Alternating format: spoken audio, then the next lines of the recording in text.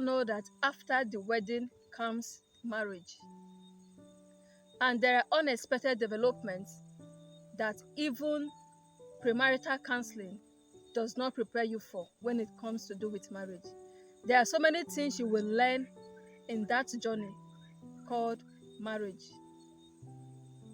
It's very important for you to know, for you to determine early enough if your marriage is worth the fight for. It's not all about starting well. What matters is how well you end, how far you can go in that journey called marriage. Hence, I am here to share with you guys these few tips, this few knowledge on how to cross the finish line in your marriage. What do I mean by crossing the finish line in your marriage? I simply mean how to finish well, because the end justifies the means. Hello guys, and welcome back to yet another video, another interesting, another educative video with your girl as always. And for our returning subscribers, you guys are just the best. May God bless you all, and you are the reason why we are still here making these videos. We appreciate you guys and we love you guys dearly. And for our new subscribers that will be seeing my face for the first time, my name is Calista Daniels, aka Kali. I'm a lab scientist, a physiologist based in Ondo State, Nigeria. And this channel is Kali's and Daniel's Space. How to cross the finish line. And in explaining this in detail, I'll be using the acronym finisher. What makes you a finisher? How would you finish well in this journey called marriage? The F in the finisher stands for focus on solution, not problem. Most often, couples focus on their problems, not the solution. I believe that there's no problem here on earth that don't have solution with the help of God. If those involved, if the parties involved are ready, are willing to seek for solution. Hence, for you to finish well, you have to always learn to focus on solution, not your problem. The I stands for include each other in your plan. If you want to finish well, always include your spouse, always include each other in your decisions, in your plans, in anything you want to do. It shouldn't be all about yourself, I. If you are this type that have that kind of mindset, you are not going to finish well at all. There's no magic. For you to succeed in your marriage, you have to learn to include each other. You have to learn to put each other's need before yours. In that way, your marriage will be a good place. Your marriage will be successful.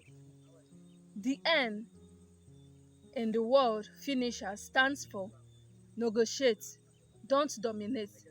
You have to learn to negotiate your way in your marriage. You shouldn't force your opinion. You shouldn't force your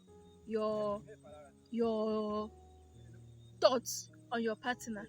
If you do that, it won't work. Nobody wants to be controlled. Nobody wants to be ruled over. Rather, you guys should always sit down, discuss, negotiate, learn to compromise. If you don't do this, you will not have a successful marriage. So if you want to finish well, you should learn how to negotiate. Drop pride. In fact, in marriage, you don't need pride. If you are this type that is proud, in fact, you are not in that line. For you to be able to succeed in your marriage, you have to learn to drop pride. You guys have to learn to always compromise with issues. It shouldn't always be about what you want, yourself. No. Learn to negotiate. The I stands for, the second I in the word finisher stands for include people less fortunate in your plan. It's very important to include those who are less fortunate in your plan. What do I mean by including those who are less fortunate in your plan? There are people around you who will need your help. It's always important that you create room to assist your family members, to assist friends, to assist your neighbors. Shouldn't be all about yourself, you and your spouse. No, because no man is an island. There will always be a time in your life that you will need the help of someone. So it's always important to include those who are less fortunate in your plans as couple. In this way, you will finish well. The S stands for show patience to each other. Some couples, some spouses are not patient with themselves. They're always at, which English should I use to describe it? They're always fighting each other. Nobody is patient. Nobody wants to listen to the other. Everybody wants to air their views at the same time. If you are in this kind of relationship, that relationship is going to hit the rock. There's no magic about it. Love. You cannot love someone without having patience. Love comes with a lot of things. Love is patient. Love is peaceful. Love is kind. Love is enduring. Love is, just name it. Everything good is love. So if you want to finish well in your journey of marriage, you should learn to show each other patience.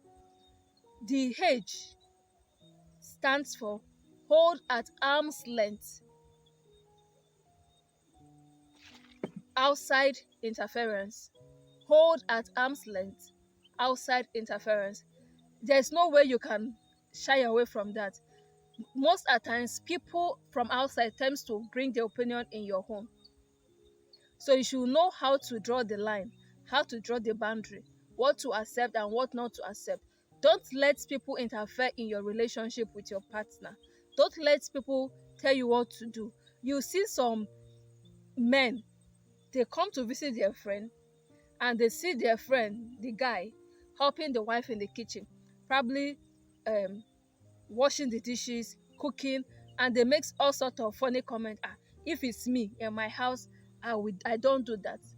And if you, the man, is not reasonable, is not sensible enough, and you buy that idea, you end up ruining that peaceful home you have succeeded or you have successfully built.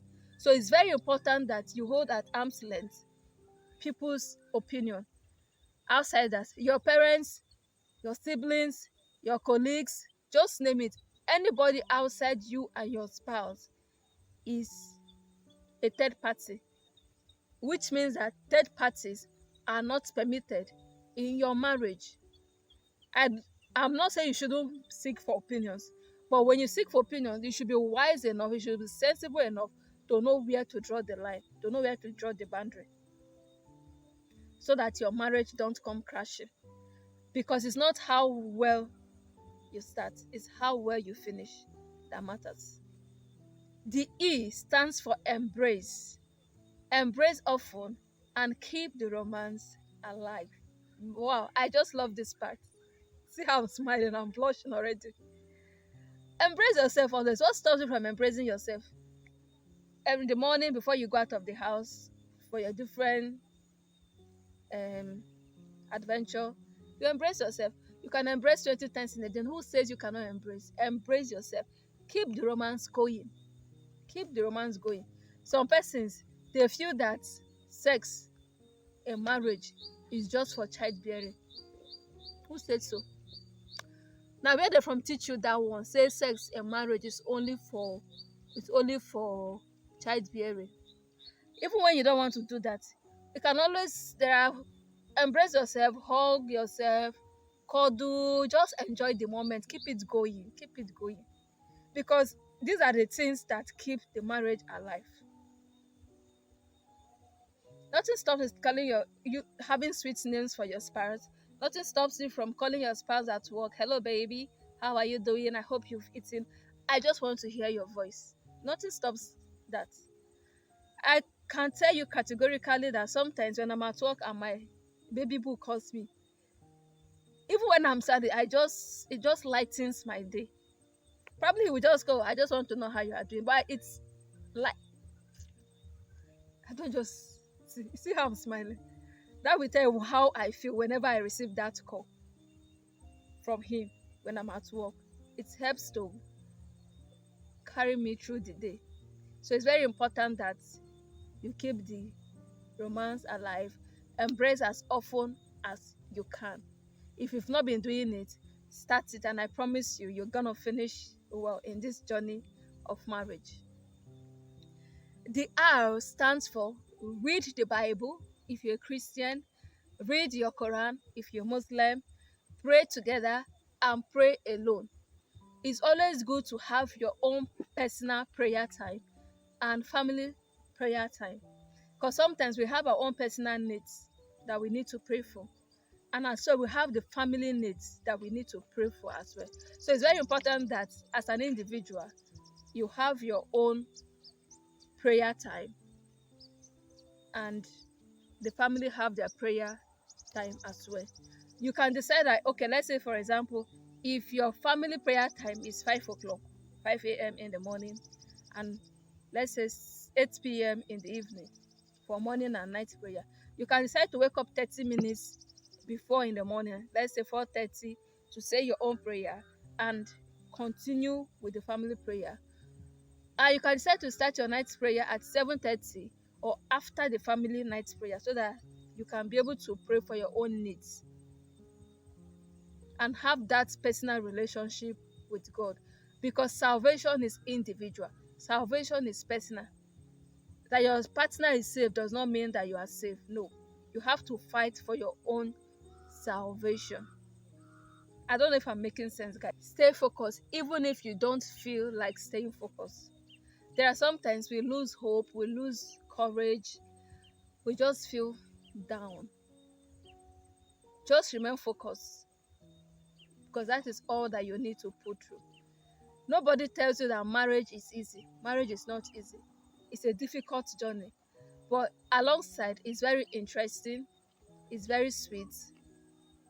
So stay focused and you are going to finish well. I can guarantee you that. Ask couples who have celebrated 25 years anniversary, 50 years wedding anniversary. They will tell you it's not easy. It's not a bed of roses that you say you will have all you want. No, there are ups and downs in marriage. All that matters is, what do you want? How well do you want to finish? Do you want to finish poorly? Do you want to finish well? That is all that matters. So the day you decide that you want to get married, that day you as well have to decide how you want to finish well, because it's very important. To finish well is the essence of this video, is the essence of marriage, not how you started.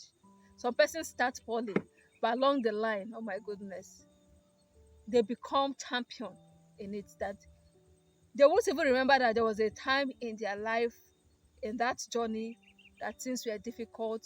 There was a time in that journey that they felt like giving up. So it is the end that justifies the means, not how you started. And if at this point you haven't subscribed to this channel, I don't know what you're waiting for. I know that we are giving you guys content. You are learning so much from this channel. Please subscribe to this channel, share this video, and when you subscribe, don't forget to turn on the post notification button so that you get notified whenever we upload a new video. And guys, please, I'm sorry in case if the lightning is going off and on. As you can see from the environment, I'm using nature. And I will see you guys in our subsequent video. Stay safe, stay away from abuse, and don't abuse anyone. And I love you guys. And above all, Jesus loves you. See you. Bye bye.